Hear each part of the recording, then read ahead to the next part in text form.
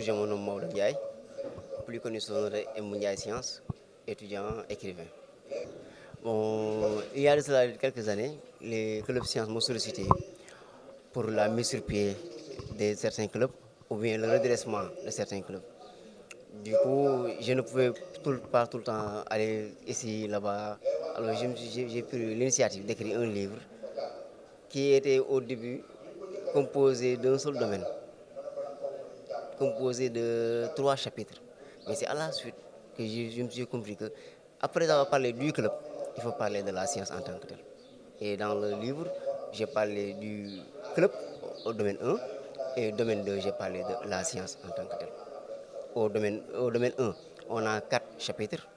Le premier chapitre s'intitule Genèse de club, c'est-à-dire la naissance de club. Qu'est-ce qu'il faut pour faire naître un club? Le chapitre 2, nous parlons de l'architecture du club, c'est l'ossement même du club, les membres et tout ça. Au chapitre 3, nous parlons de la charte fondamentale des clubs sciences. Et au chapitre 4, modèle de club sciences, pour donner un modèle que les gens pourront s'inspirer et créer leur club science. Au domaine 2, là, je parle de la science en tant que telle. Je différencie la science des sciences et je parle aussi de qui est scientifique.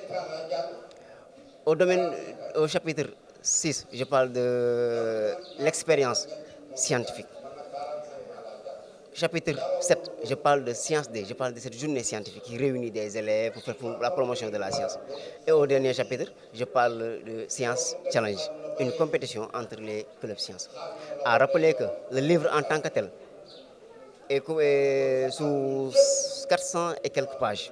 Mais pour faciliter la compréhension, je l'ai parcellé en tomes. Et là, nous venons de faire la présentation du tome 1. En général, la manière dont ce que les gens conçoivent même la science, c'est pas cela. Moi, je me réclame d'un détenteur d'une science infuse. Et cette science infuse, nous tous nous l'avons. Cette science, c'est quoi?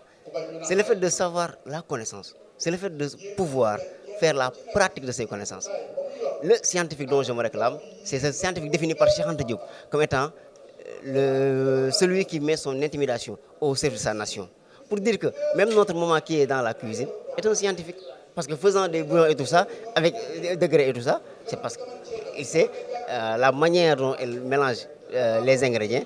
C'est une recette qui est scientifique et c'est une expérience même scientifique. Et voilà cette science dont je me réclame. Tout à l'heure, je l'ai souligné. Le système, le système, il est archaïque, il faut le dire.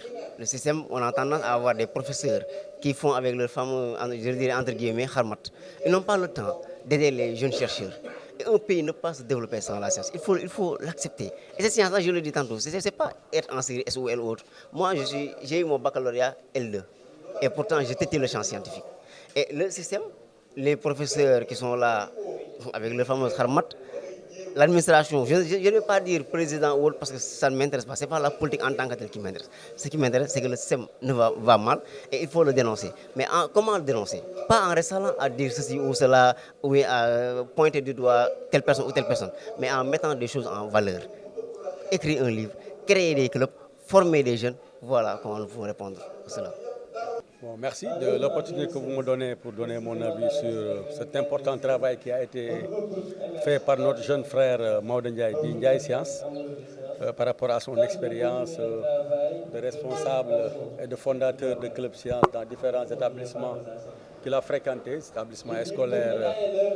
Donc je pense que c'est important de venir aujourd'hui partager avec lui cette journée de dédicace par rapport à ce premier tome concernant cet essai, mais aussi par rapport à le fait qu'il puisse dédier ce livre à Cheikh Anta Diop, le professeur, le grand professeur, par rapport à ses écrits, à son parcours. Je pense que c'est important. Donc je pense qu'aujourd'hui la science est incontournable. L'avenir c'est la science. Nous vivons déjà une époque qui est là. Donc je pense qu'avec les nouvelles technologies, donc, je pense qu'il appelle aujourd'hui ces jeunes frères, ces jeunes camarades, tous à se mobiliser, à croire à la science, aux études de science, et ensuite à travailler. Je pense que, en résumé, c'est ça.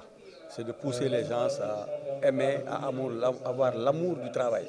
C'est pour cela que nous sommes là, à l'accompagner, à magnifier cela. Et ensuite, vous avez vu les différentes personnalités qu'il a choisies, qui sont là, des gens qui ont fait leurs preuves, qui ont des parcours très jeunes, mais aussi des anciens. Et je pense que c'est ça qui est important. Et nous avons besoin de ça. Nous avons besoin de pousser les jeunes élèves, les étudiants, beaucoup à faire des recherches, hein, à privilégier la science, mais aussi surtout à lire. Surtout au niveau élémentaire.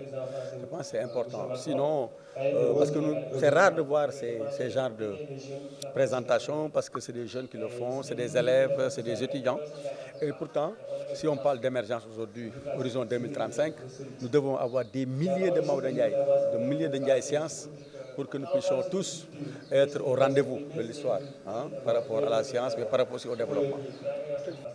Bon, les stratégies, moi je pense que c'est important par rapport à tout ce que l'État fera en termes de promotion, en termes de pour promouvoir en tout cas l'accès, hein, l'accès universel à tous les jeunes, à tous les étudiants, hein, aux nouvelles technologies, mais aussi on parle de gaz et de pétrole aujourd'hui. C'est l'avenir. Le Sénégal a beaucoup d'espoir par rapport à ses ressources naturelles.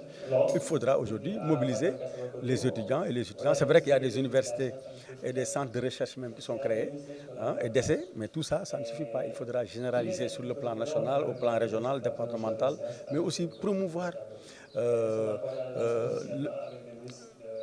promouvoir, si je voudrais dire, tous ceux qui aujourd'hui sont aptes, hein, à faire des révolutions, ceux qui aujourd'hui créent, hein, les créateurs. Il faudra les créer, les inventeurs, les créateurs. Il faudra les créer des conditions optimales qu'ils puissent vraiment optimiser, hein,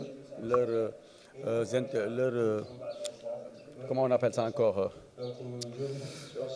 leur génie créateur, mais aussi tout ce qu'ils ont comme potentiel, hein, comme potentiel. Je pense que c'est important. Nous avons des ressources humaines valables, des intellectuels. Vous regardez toujours à travers le net, vous avez des jeunes créateurs, des jeunes qui sont même des fois analphabètes dans les villages, qui vous créent tout de suite une voiture, un avion qui peut voler, etc., etc.